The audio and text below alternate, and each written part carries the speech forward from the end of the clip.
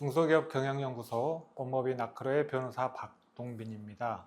우리가 소송을 진행할 때 당사자들께서 소송 비용을 먼저 부담하셔야 돼요. 사실 이제 소송하는 것도 참 쉽지 않은 일인데 비용까지 발생하니까 주저하시는 분들이 많습니다. 다만 소송 비용은 나중에 승소를 하게 되면 패소한 자에게 청구를 할 수 있습니다.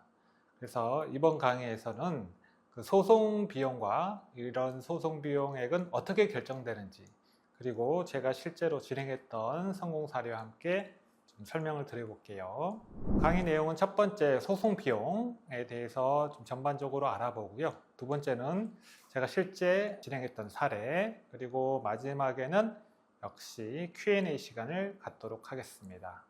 먼저 소송 비용입니다. 소송 비용에 대해서 민사소송법은 민사소송에 있어서 사법제도를 이용하는 당사자 등 소송 관계인에게 그 비용을 부담시키는 이른바 재판 유상주의를 전제로 소송 비용의 부담에 관해 규정하고 있습니다. 재판 유상주의라는 것은 재판을 하려면 비용이 들어간다, 그런 뜻입니다.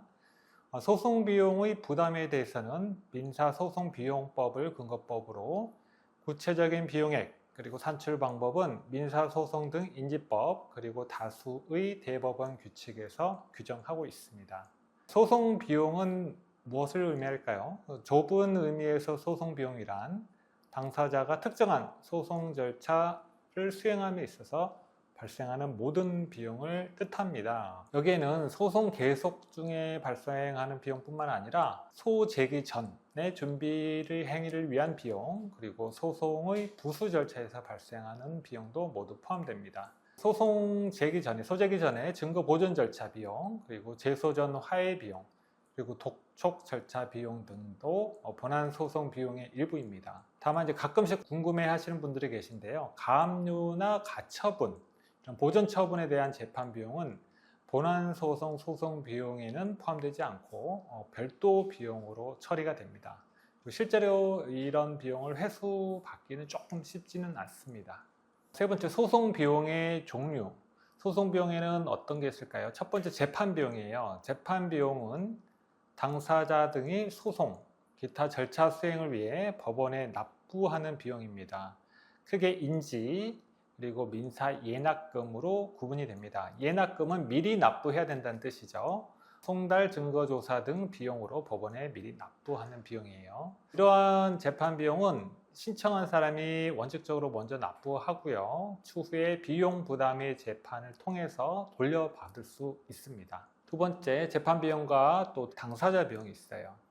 당사자 비용은 당사자가 소송 수행을 위해 법원에 납부하는 것이 아닌 직접 제3자에게 지출하는 비용으로서 재판 외의 비용이라고도 합니다. 예컨대 법원에 제출하는 서류, 도면 작성을 위해 든 서기료, 작성 비용, 그리고 그 제출 비용, 당사자 본인 또는 대리인이 기일에 출석하기 위해 지출한 비용, 교통비 그런 거죠. 그리고 변호사 보수 등이 이에 해당됩니다. 이런 비용은 추후에 증빙 자료를 제출해야지 상환받을 수가 있습니다. 그 중에 이제 중요한 것들 위주로 좀 볼게요. 인지액. 인지액은 소송 비용 중 재판 비용 중에 하나입니다. 이것은 이제 사법 수수료의 성질을 띠고 있어요. 일반적으로 수수료란 국가 또는 공공단체가 특정인을 위하여 행하는 역무, 서비스 등에 대한 반대급부로서 그 특정인으로부터 징수하는 수익자 부담의 요금입니다. 세금 같은 경우는 반대급부가 없이 그냥 일방적으로 보통 납부하게 되고요. 수수료는 어떤 서비스를 받는 거였죠. 그러한 수수료를 납부를 하면 재판 절차라는 역무를 받게 된다는 겁니다. 이러한 수수료, 인지는 민사소송 절차, 행정소송 절차, 그 밖에 법원의 소송 절차 또는 비송사건 절차에서 소장, 신청서 또는 신청의 취지를 적은 조서에 인지를 붙여야 합니다. 그러니까 처음에 게시를 할 때, 절차를 게시할 때 그 게시를 신청한 사람이 인지를 납부해야 된다는 거죠. 다만 형사소송은 달라요. 형사소송은 국가에서 모든 비용을 부담하는 것이 원칙입니다.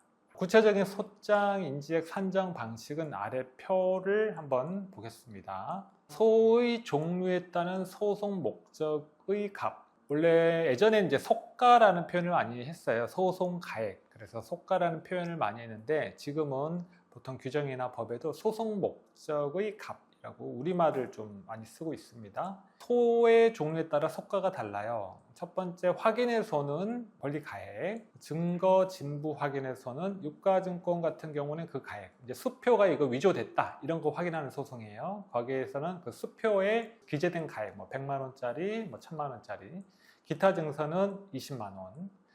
금전 지급 청구에서 이행 청구에서죠. 이거는 청구 금액이에요. 대금 청구 소송에서 1억 원을 지급하라 라는 소송을 제기한다면 그 속가는 1억 원이 된다는 겁니다. 그리고 네 번째, 물건의 인도 또는 방해 배제를 구하는 소송.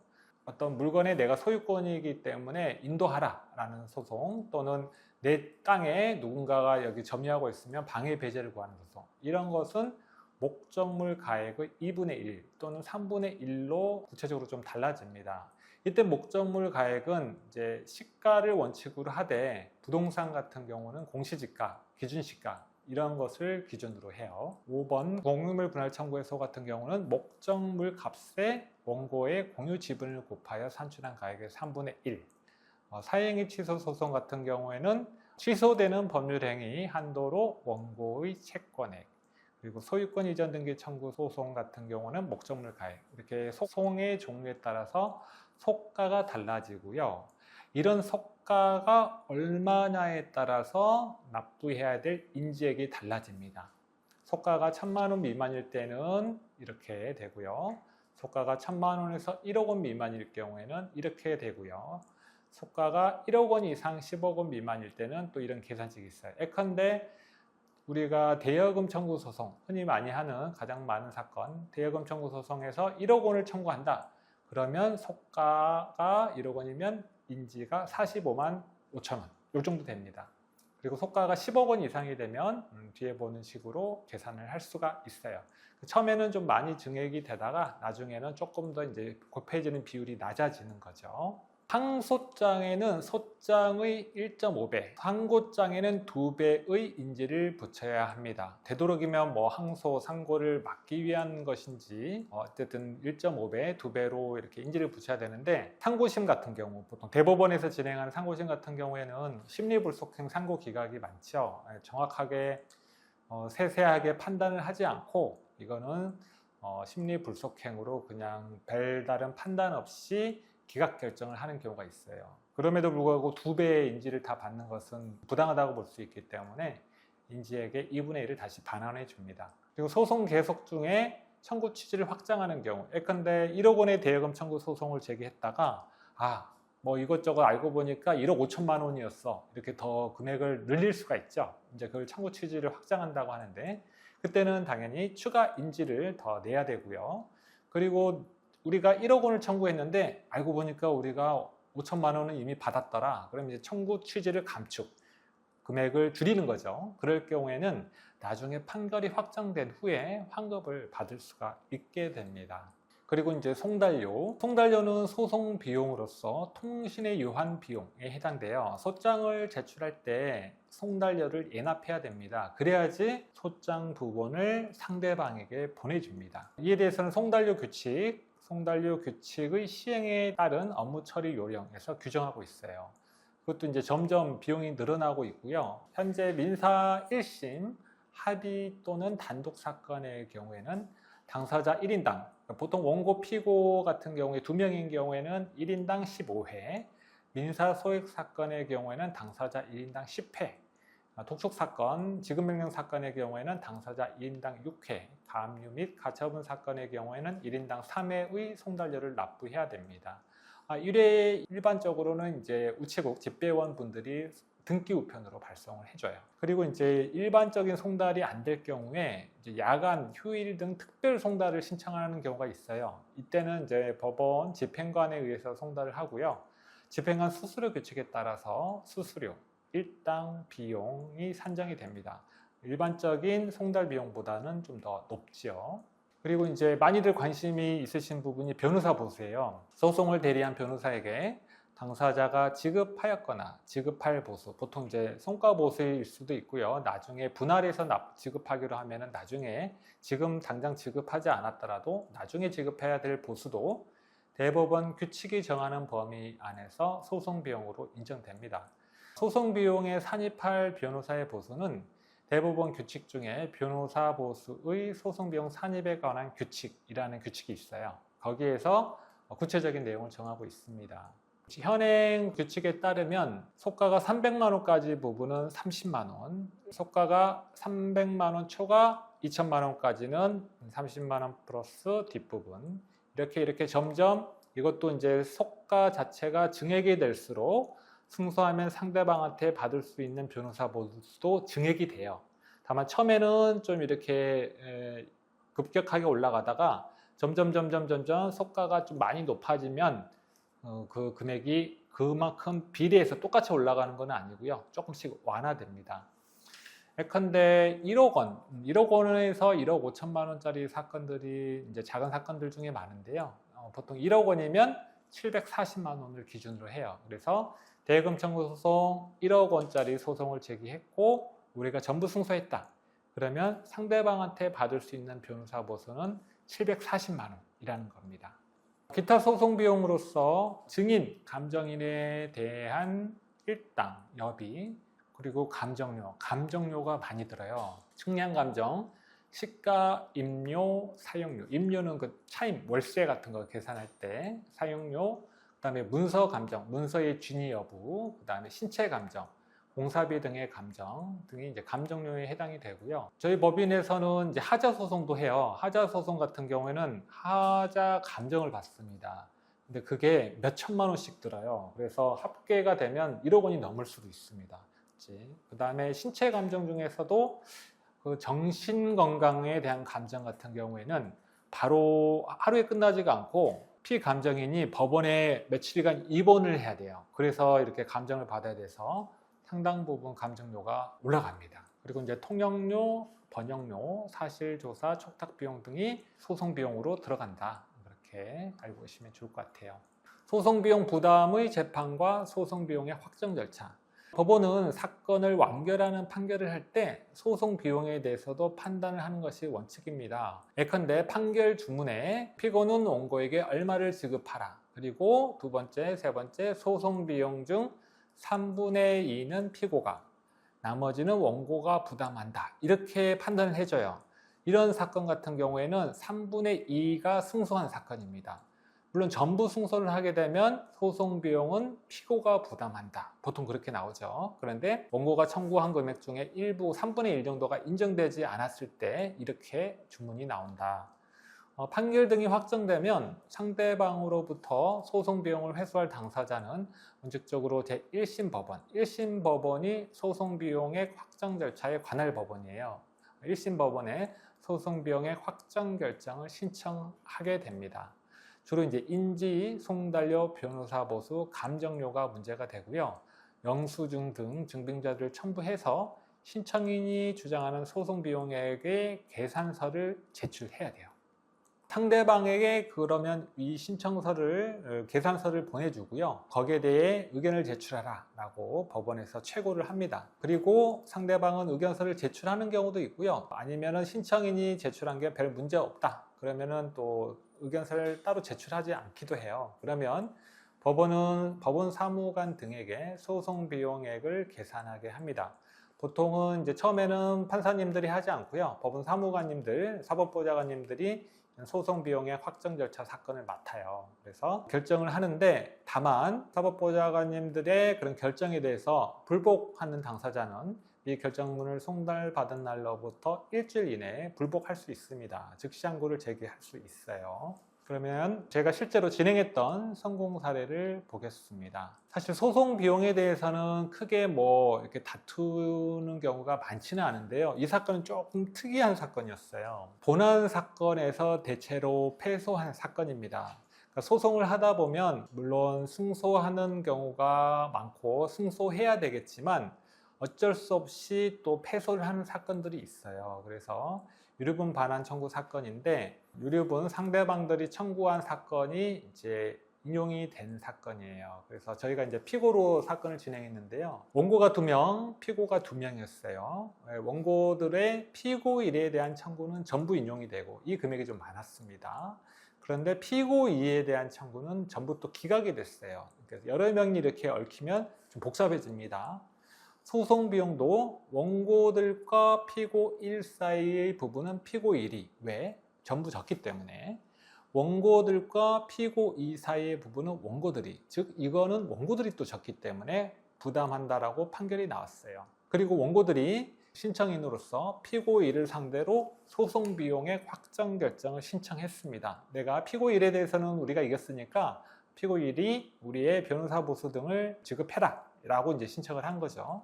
그래서 저는 상대방의 어떤 신청서를 확인하고 금액 자체에 대해서는 뭐 크게 다툴 내용은 없었고요. 다만 이제 변호사 보수 같은 경우에 세금 계산서 또는 현금 영수증 등 구체적인 증빙 자료를 제출해야 한다고 주장을 했습니다.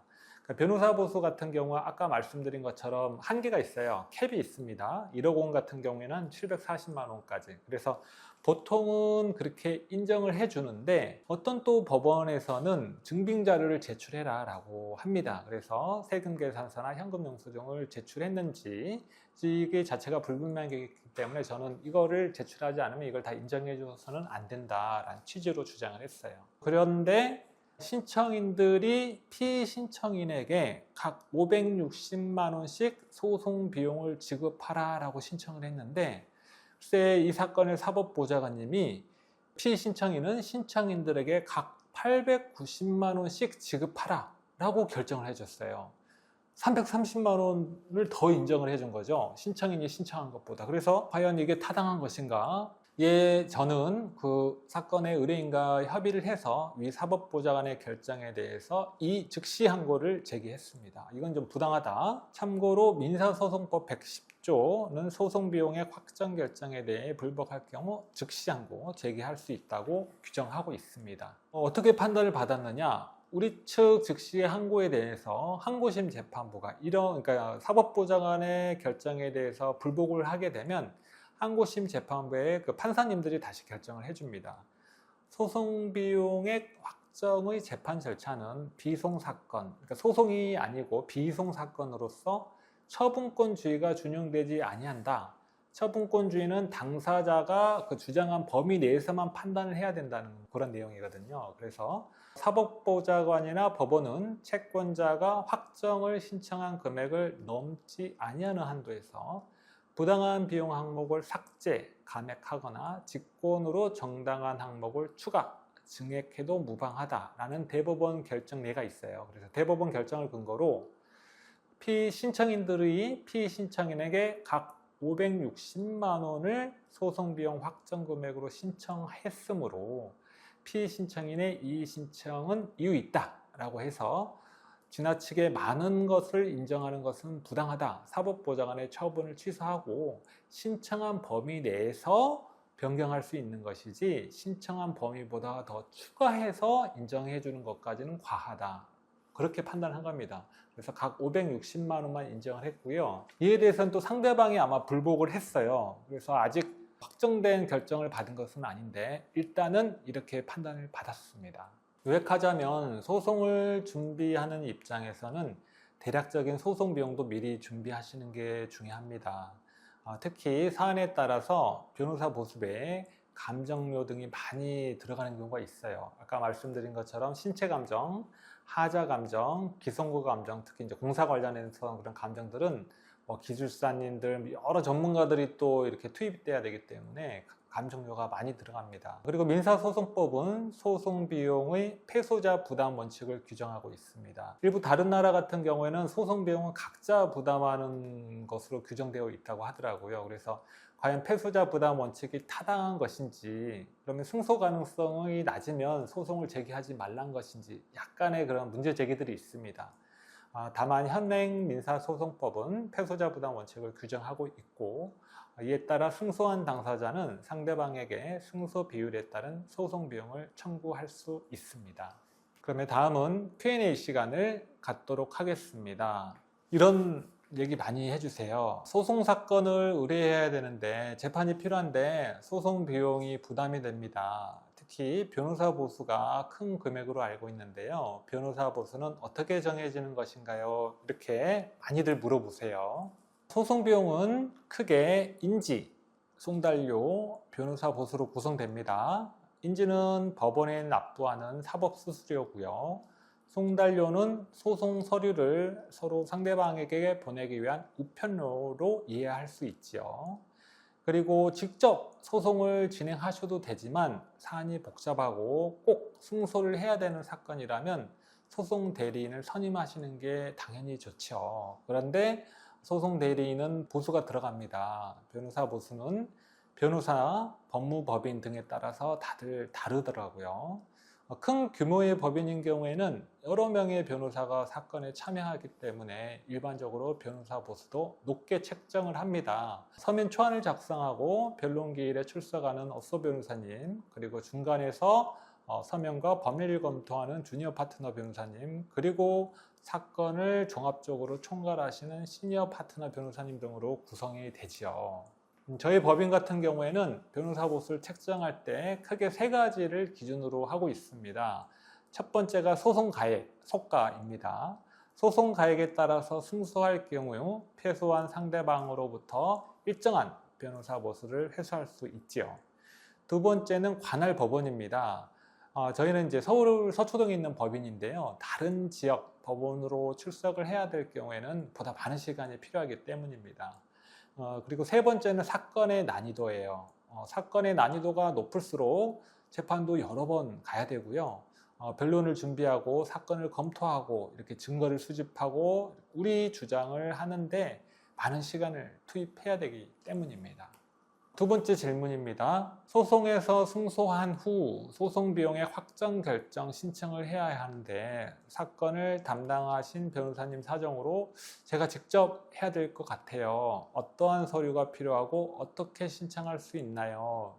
변호사님들이 보통 사건을 맡으시고 또 승소까지 했기 때문에 소송 비용의 확정 결정 신청은 해드리는 경우가 많아요. 다만 이제 어떤 변호사님 같은 경우에는 뭐 공무원으로 가실 수도 있고요. 학교로 가실 수도 있고요. 또 외국에 나가실 수도 있기 때문에 또 이렇게 이것까지 진행을 못 해주시는 경우도 있습니다. 그러면 또 직접 하셔야 될 수도 있거든요.